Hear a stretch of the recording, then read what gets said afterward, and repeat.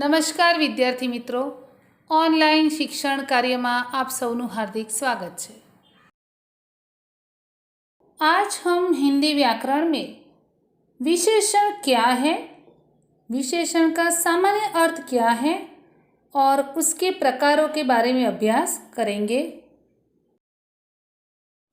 विशेषण का सामान्य अर्थ है विशेषतावाचक शब्द।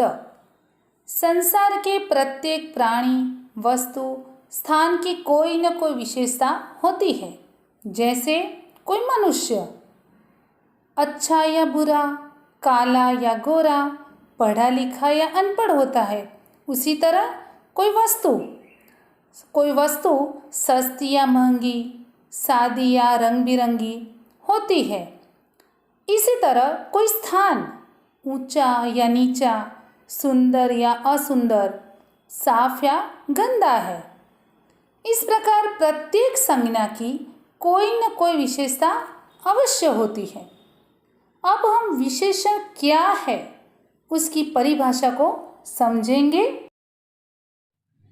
जो शब्द संज्ञा यानी नाम और सर्वनाम यानी संज्ञा के बदले जिन शब्दों का प्रयोग किया जाता है, अर्थात जो शब्द संज्ञा और सर्वनाम की विशेषता प्रकट करते हैं उन्हें विशेषण कहते हैं। जैसे यह पुराना किला है, वहाँ हजारों दर्शक खड़े थे, ऑपरेशन में 2 घंटे लगे, कैसा सुहावना समय है। पहले वाक्य में पुराना शब्द किला संज्ञा की विशेषता बताता है। दूसरे वाक्य में हजारों शब्द से दर्शक संज्ञा की विशेषता प्रकट होती है। तीसरे वाक्य में घंटे शब्द संज्ञा है और संख्यावाचक शब्द 2 उसकी विशेषता प्रकट करता है।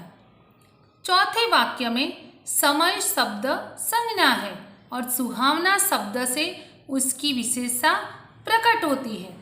इस प्रकार विशेषण अपने से संबंध रखने वाली संज्ञा की विशेषता बताता है। विशेषण के प्रकार, विशेषण 4 प्रकार के होते हैं। गुणवाचक विशेषण, परिमाणवाचक विशेषण, संख्यावाचक विशेषण और सार्वनामिक विशेषण।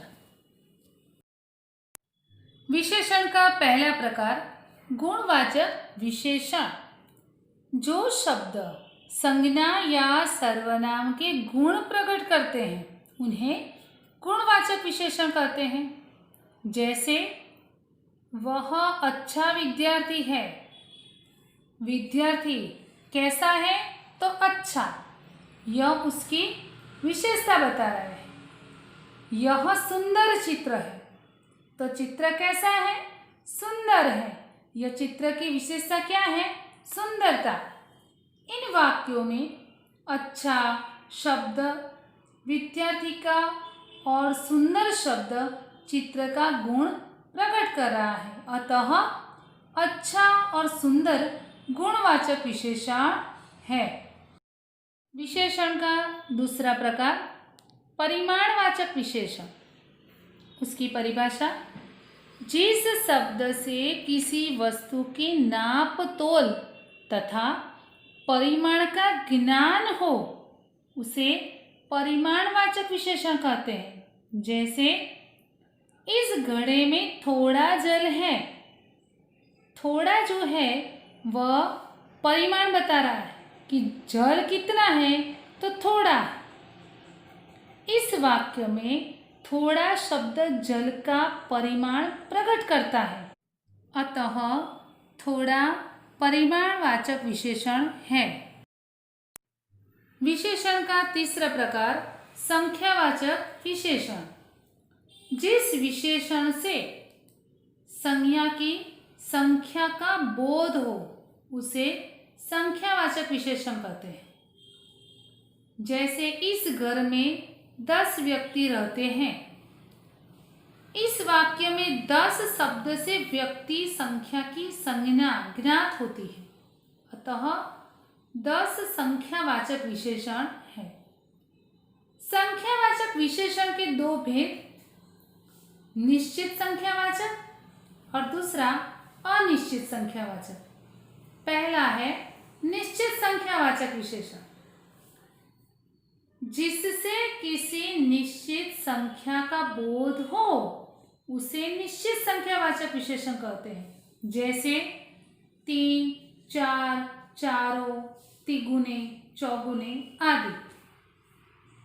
संख्यावाचक विशेषण का दूसरा भेद अनिश्चित संख्यावाचक, जिससे निश्चित संख्या का पता न लग सके उसे अनिश्चित संख्यावाचक कहते हैं। जैसे कई विद्यार्थी, कुछ लड़के, अनेक, थोड़े, सब आदि। विशेषण का चौथा प्रकार सार्वनामिक विशेषण। जो सर्वनाम शब्द संज्ञा के पहले आकर संज्ञा की विशेषता बताए उसे सार्वनामिक विशेषण कहा जाता है। जैसे यह, कोई, वह, कौन आदि सर्वनाम है। उदाहरण, यह लड़का कक्षा में अव्वल आया।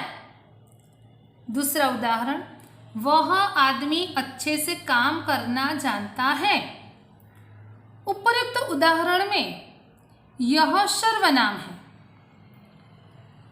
लड़का संज्ञा है, यानी अव्वल संज्ञा की विशेषता प्रकट करता है।